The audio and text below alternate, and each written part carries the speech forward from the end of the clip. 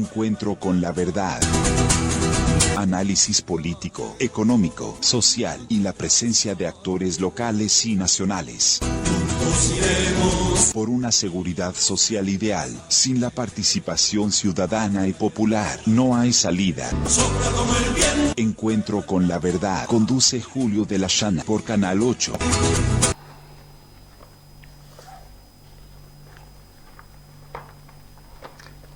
Buenas noches. Acá estamos acompañados hoy de Juan Eduardo Nandi, lo cual nos alegra mucho.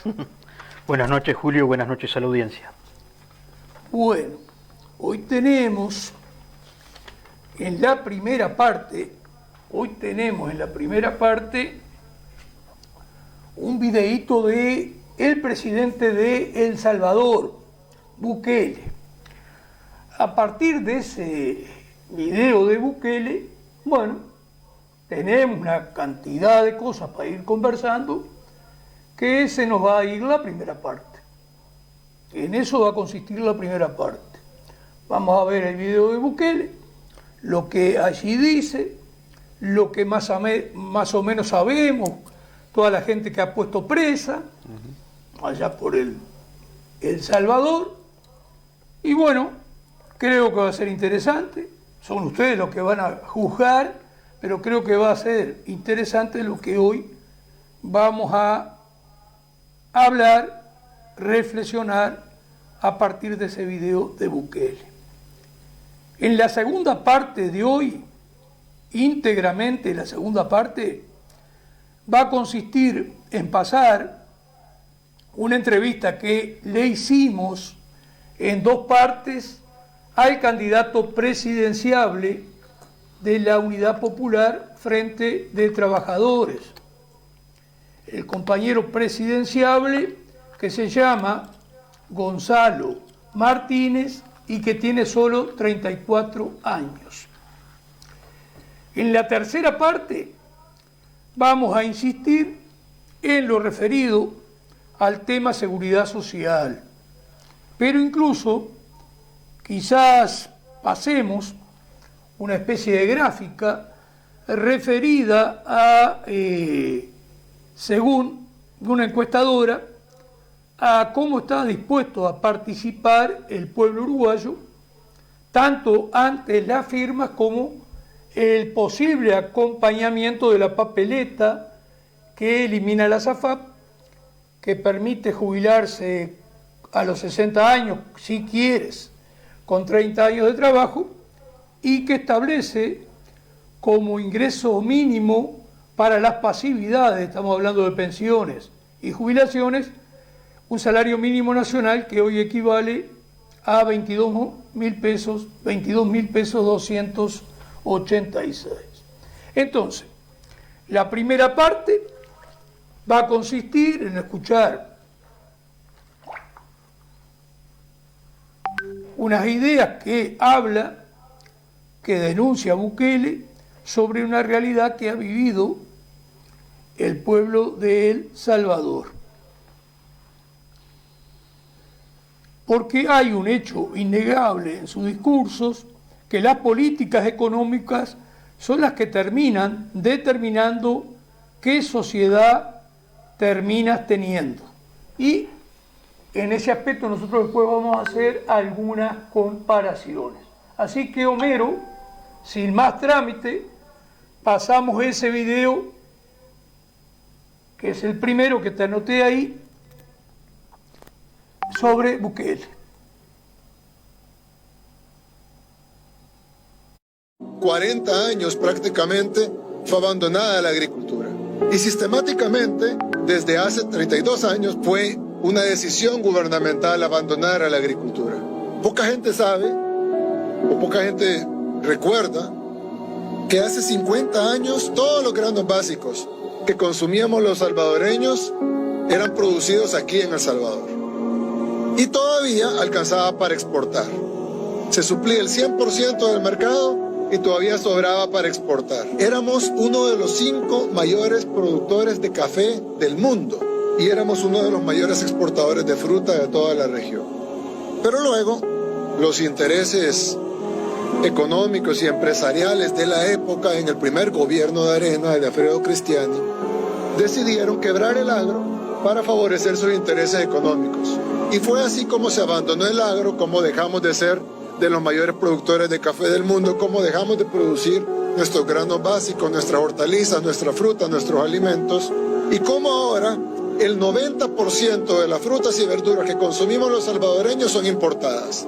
Me comentaba el ministro de Agricultura, ahorita que estábamos viendo uno de los kits que se están entregando para fomentar la producción de hortalizas en este proyecto, que la producción va a ser de tan buena calidad que vamos a poder poner más limitantes a lo que entra a nuestro país. Pero cuando nosotros vamos a producir nuestros propios tomates, nuestra propia cebolla, nuestro propio repollo, nuestro propio producto, entonces no solo vamos a generar empleo, no solo vamos a generar un crecimiento económico, no solo vamos a apoyar a nuestros agricultores y vamos a llevar desarrollo a todos los rincones del país, sino que además vamos a dejar de envenenarnos con pesticidas y plaguicidas y químicos nocivos para nuestra salud, porque vamos a poder decir, para que entre al país tiene que ser saludable.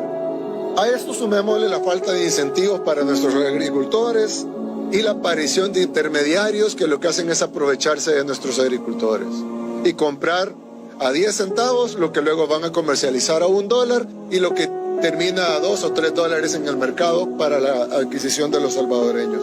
Al final los salvadoreños pagan más, pero los agricultores reciben menos. Y la calidad de lo importado es todavía menor. Y al final de cuentas perdemos por todos lados. Por eso es que para hacer un producto de reactivación agrícola tiene que ser un proyecto integral. Y ese proyecto integral se compone de varias fases. Y esta es la primera fase de ese proyecto, del plan de reactivación agrícola en nuestro país. No sé si te lo mandé yo a ti, esto creo que sí. Bueno, vamos a empezar haciendo el siguiente comentario, que incluso Onandi, que estuvo muy acertado recién fuera de cámara, él va a agregar una cosita que para este tema sirve de mucho. Yo después de escuchar este audio de Bukele, de El Salvador, comparé esto que le pasó al pueblo salvadoreño, que malas políticas, que también por acá se practican, y comparé con Haití y México. Y en el caso de Haití, hace poco escuchaba a un haitiano que está en lucha contra el régimen y la ocupación que sufre Haití, porque los cascos azules lo que hacen es cumplir la misión de favorecer a las grandes compañías y corporaciones transnacionales para que le roben las riquezas a los pueblos, como pasa en África. Entonces, escuchaba a este luchador salvadoreño, a este luchador haitiano, que en Haití antes se producía todo el arroz que el pueblo haitiano consumía. La misma historia, 40 años atrás quizá. Y todavía producían todo el arroz para que el pueblo haitiano comiera y exportaban un poco. Hoy, ¿qué pasa en Haití?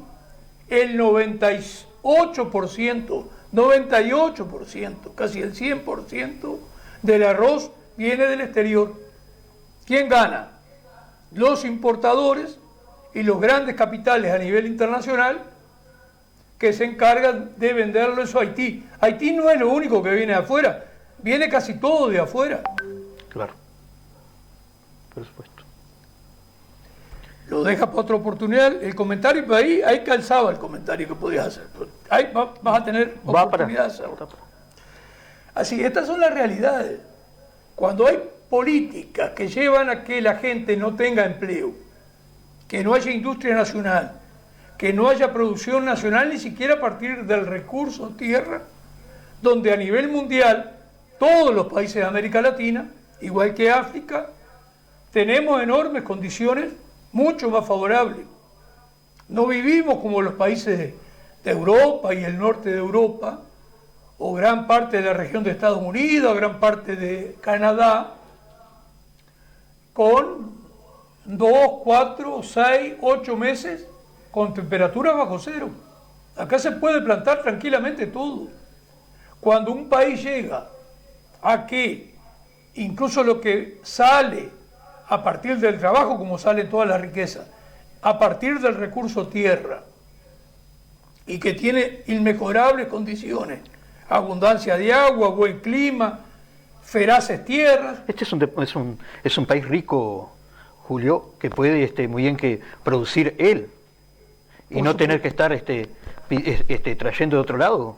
Sí, nosotros recién estamos en un comienzo, porque lo que tú hoy me decías, pues, fuera de cámara, sí, es súper acertado, porque estas políticas que estamos practicando nosotros, de tratado de libre comercio y de algo más que voy a agregar ahora, sí vamos camino a ser un país que no tenga producciones propias. Exacto. Como está pasando hoy, que el país se dedica a plantar eucaliptus para vender troncos y tiene más de 1,5 millones de hectáreas sembradas de eucaliptus y lo que vende son troncos. Y antes, con 85.000 hectáreas en el departamento de Colonia, teníamos papel acá de todo tipo. Y hoy ya el papel viene de afuera. Y de mala calidad todavía. Sí. Lamentablemente, de baja calidad. Entonces, nosotros vemos que el tiempo se nos está yendo medio rápido, pero empezamos un poco pasadas las 10. Ahora, es como denuncia Bukele. Entonces, cuando tienes un pueblo que malas políticas como las que tenemos hoy acá, practicadas por ambas coaliciones, porque claro, tenemos un videíto más de esos famosos TikTok que entretienen a la gente y la convierten en hinchadas.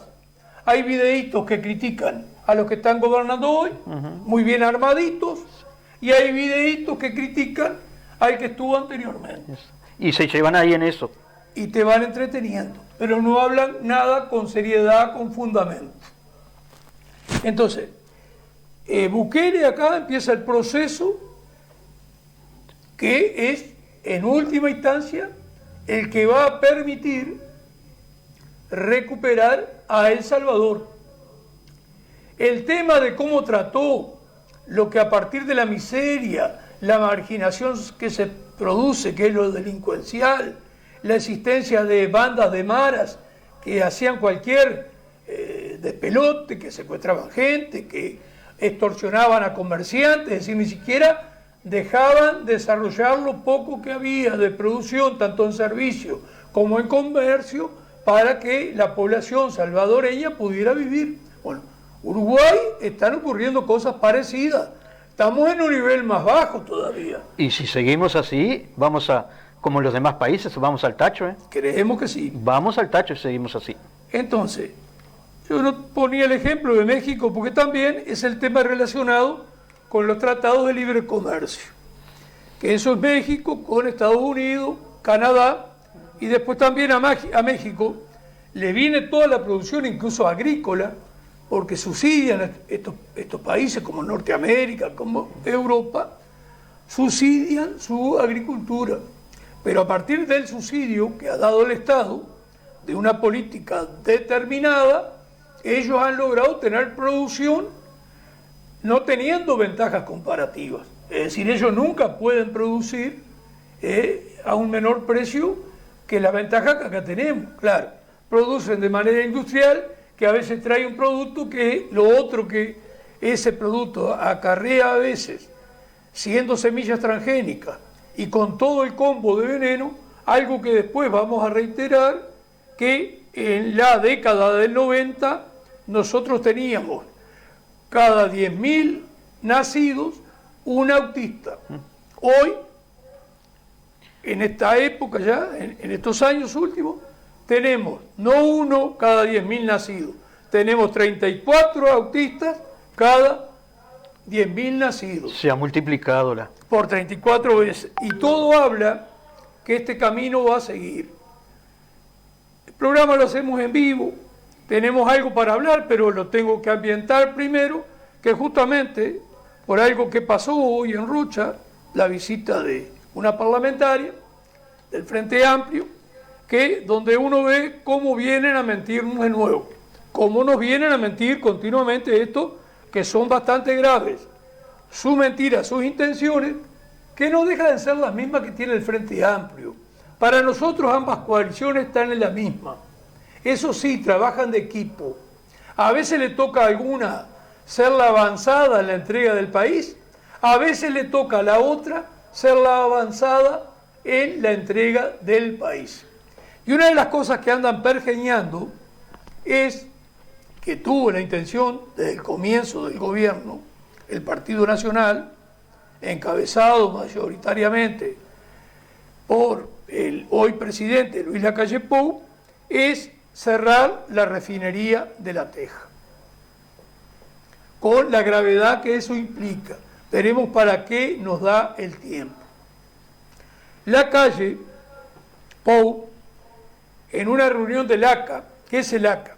La Asociación de Cultivadores de Arroz, en un encuentro por una cosecha de arroz, que estamos en la etapa de ello, meses de marzo, abril, habló de la necesidad de importar combustible. ¿Qué busca con esto? Que los grandes capitales de la agricultura e incluso de la ganadería tengan combustible más barato, ¿verdad? Porque él habla de la importación, pero es probable que se reduzca a dar la libertad de traer combustible ya refinado de los dos países limítrofes que nos rodean, Brasil y Argentina, que tienen el combustible más barato. Pero a partir del momento que entres a traer el combustible, y nosotros somos un pañuelito, un país re chico, entrando... No va a empezar a salir más caro de lo que... Es que la refinería tiene que cerrar, la refinería, que tiene una cantidad de cosas a producir, y por eso sería un retroceso enorme desde el punto de vista industrial para el país, porque sería ser un país totalmente primario, porque nuestra industria y nuestro empleo industrial se ha ido reduciendo.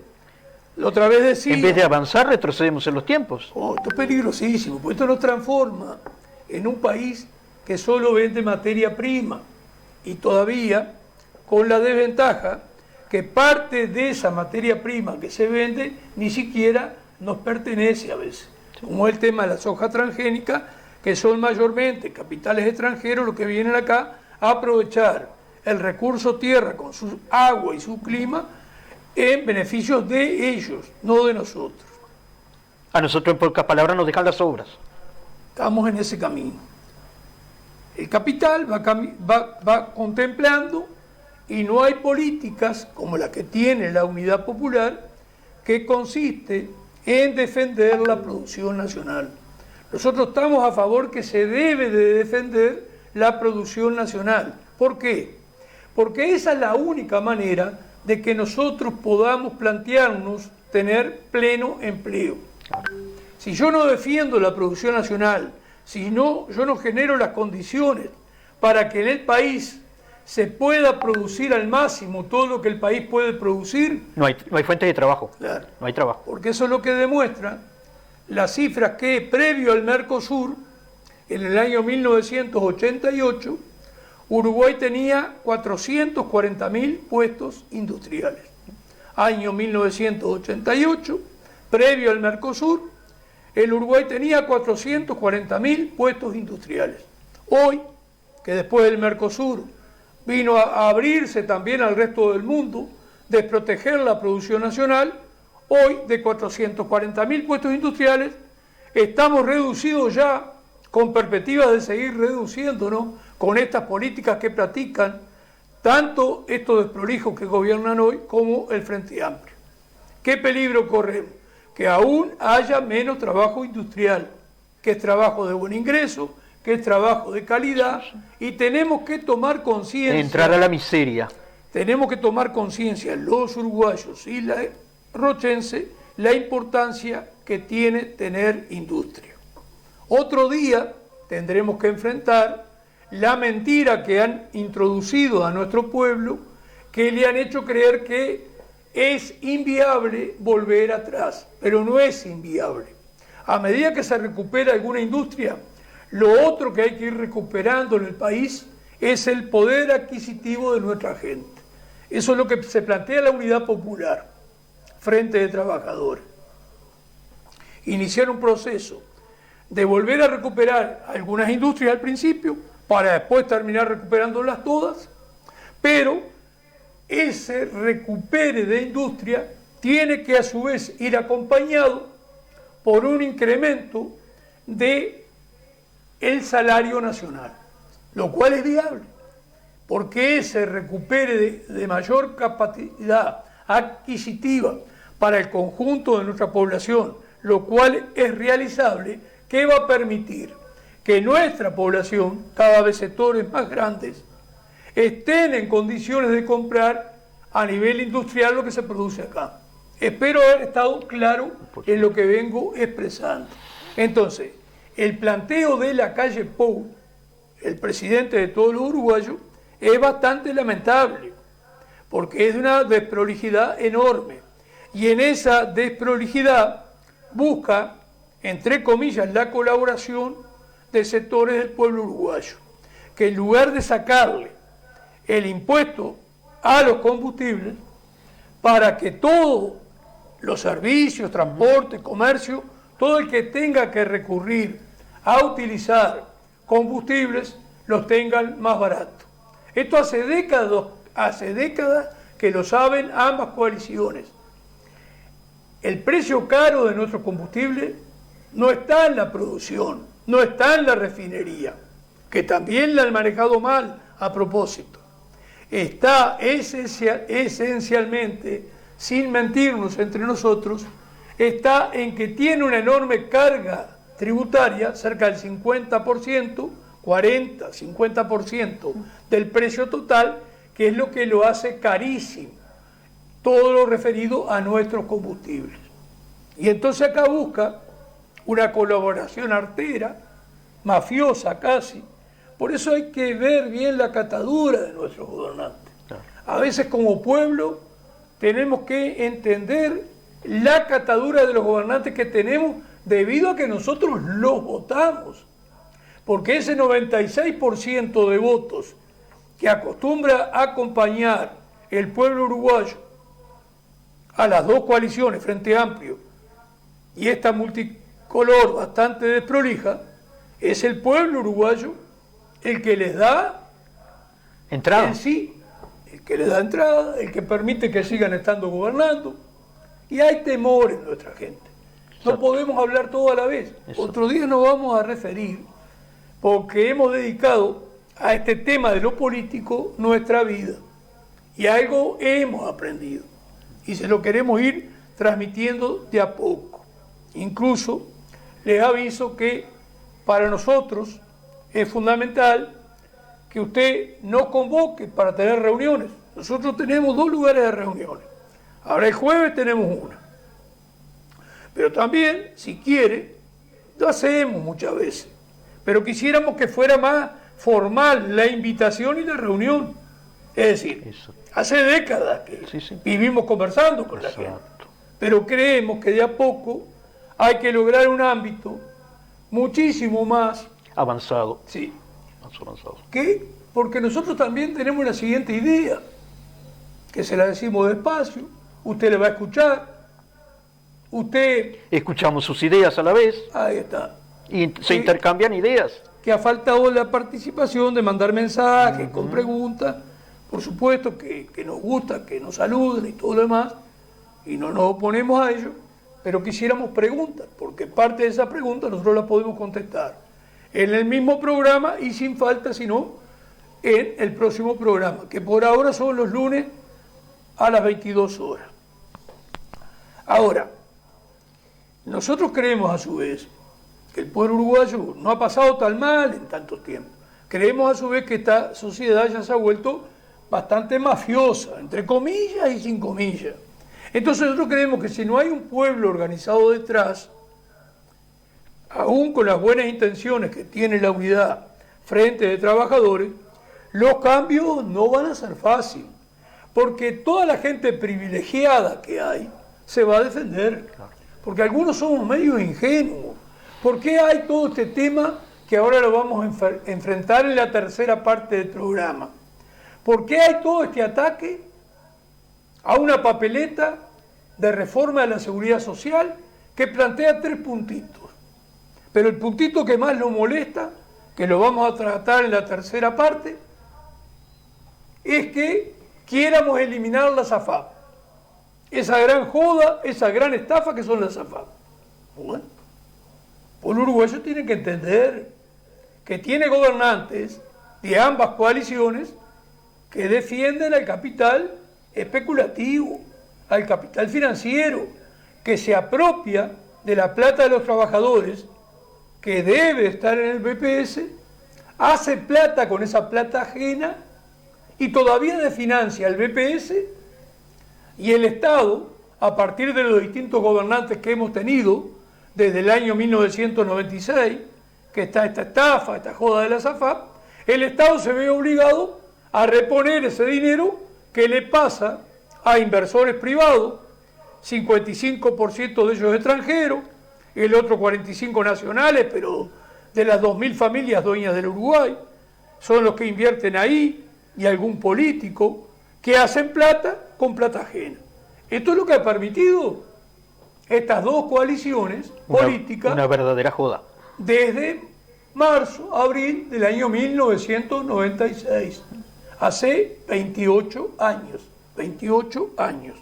Espero que haya quedado claro lo que implica esto que la calle piensa hacer por vía de los hechos y que convoca en una cosecha de arroz a los dirigentes y a los integrantes de la Asociación de Cultivadores de Arroz, ese gremio patronal del arroz, el ACA. Entonces, estas son las cosas.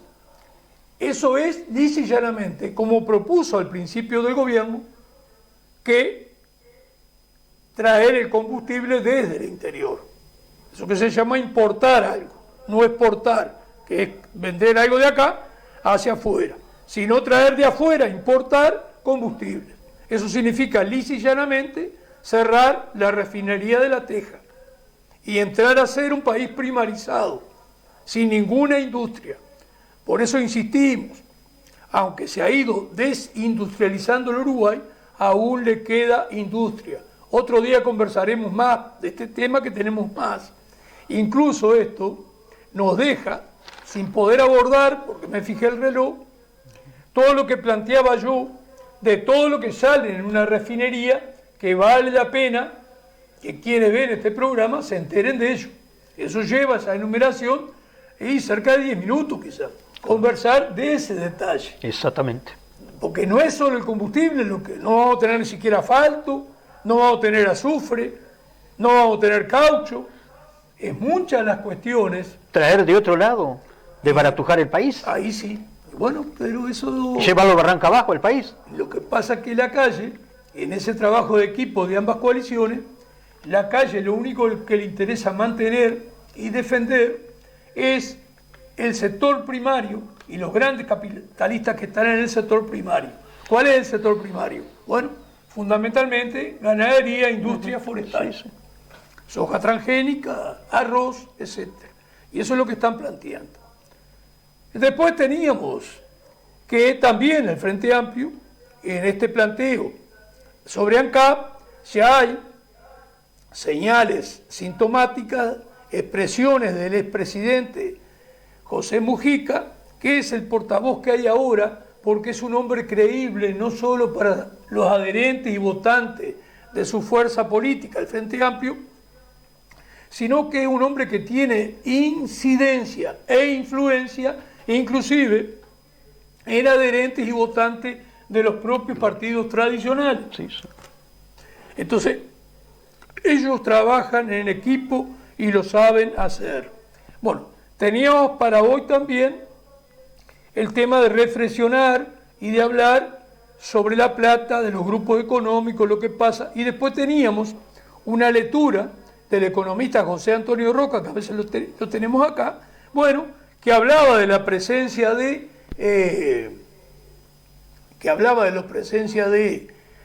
el Comando Sur de Estados Unidos. Acá tengo la lectura, quedó para otro día, porque este es el tema de hacer un programa en vivo. Y también tenemos ahí anotado mínimamente los carros y los robos y la situación de Pedro, que lo robaron, quien está acá con nuestra propaganda, robado hace un día el carrito de Alejandro, al cual conocemos también, como todos acá en Rocha, Sí, sí, claro. de apellido Son Silvera. vecinos de son nosotros, vecinos. con los que Y bueno, diariamente nos ¿esto hasta cruzamos. dónde irá? Porque él puede pagarse una vigilancia. ¿Le servirá o no le servirá? Es relativo. Es relativo. Lo que sí lo están obligando a gastar. Y no pudimos ni hablar de las ideas que tenemos muy particulares, y esto va a tener un enganche el próximo programa, porque esto que estamos hablando y más cosas que tenemos que ahora hablar, para nosotros son fundamentales. E inclusive la actitud que nosotros tenemos en la Unidad Popular, que no tenemos bien definido el programa de cómo combatir la delincuencia. Y desde un punto de vista personal y perteneciendo al Partido Humanista, que eso lo vamos a desarrollar el próximo lunes, en la primera parte, nosotros consideramos que tenemos que ir hacia poner 60.000 uruguayos, lamentablemente, entre rejas. No sé el porcentaje que va a ir entre gente que va a estar internada para tratar sus adicciones en serio y gente que va a estar internada por delitos ya graves, que no hay otra que... Y después hablaremos de las características que pensamos de las cárceles, etcétera, etcétera, porque vale la pena saber estas cosas. Uno tiene una vida dedicada a esto, hoy lo hacemos para engrandecer esta fuerza y para que usted en octubre sin falta nos acompañe. Después en noviembre, que va a haber segunda vuelta, bueno, usted elige el que usted considere el menos malo o no vote a ninguno, si aún quisiera hacer eso. Homero, hacemos la primera propaganda.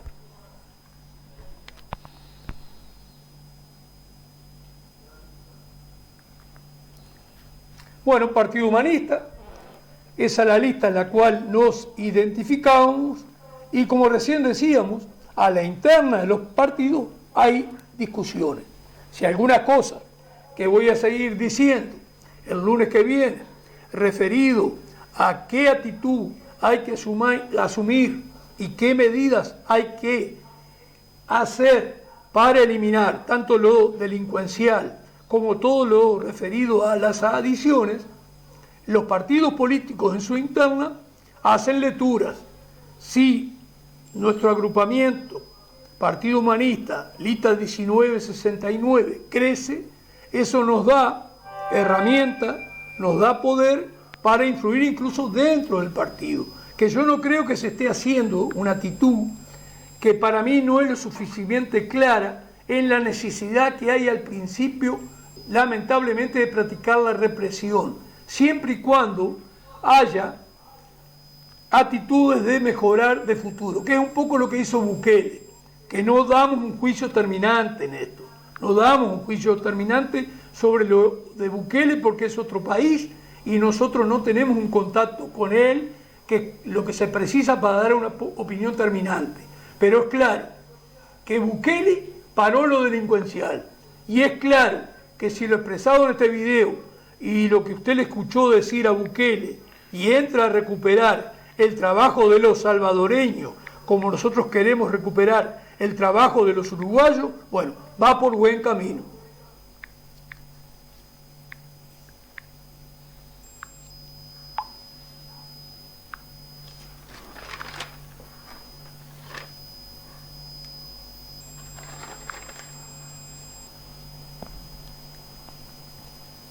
A meter miedo porque si...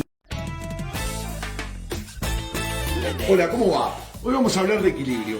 Ese equilibrio que le preocupa tanto a técnicos y políticos que están saliendo a hablar, a meter miedo porque si triunfa la iniciativa de plebiscito que estamos impulsando los trabajadores, vamos a provocar un serio desequilibrio fiscal. Entonces, ¿de qué equilibrio están hablando? Ese equilibrio, por ejemplo, que permite que el gerente general de República FAP, un tal Romín Silva, gane 690.000 pesos por mes. Sí, escuchaste bien. Eso equivale a 39 jubilaciones mínimas. Esa que gana un trabajador, una doméstica, un trabajador de comercio después de laburar 30 años. Claro, para estos tipos eso es el equilibrio. Ese es el equilibrio que ellos defienden. El equilibrio de que ellos se la lleven toda mientras vos no tenés para llegar a fin de mes. Obviamente, el salario de Romín lo pagás vos, entre otros, con la comisión que te cobran por administrar tus ahorros mes a mes la AFAP. Es decir, para que te paguen 2.000 pesos de jubilación, como a 2 de cada 3 uruguayos que están jubilados por la FAP, vos le tenés que pagar a Romín casi 700 palos. Por más que Romín, el Papa, Gandini y la Reina Isabel salgan a hablar, vos y yo sabemos que eso está mal y que eso no es equilibrio. Equilibrio es que los que estén más jodidos puedan estar un poco mejor. Entonces, vamos a pensar en nosotros, vamos a equilibrar un poquito la balanza. Firmá la papeleta, meté una.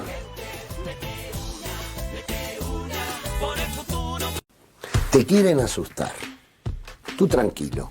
Mira, cuando se aprobaron las AFAP en el año 96, dijeron que era porque había que resolver el problema de financiación del BPS. Y ahora, a los años de esto, ponen una ley porque hay que resolver la de financiación del BPS. Difícil de creer. Lo segundo, en 30 países, solamente en 30 países del mundo, hubo el régimen de AFAP. 18 ya se borraron.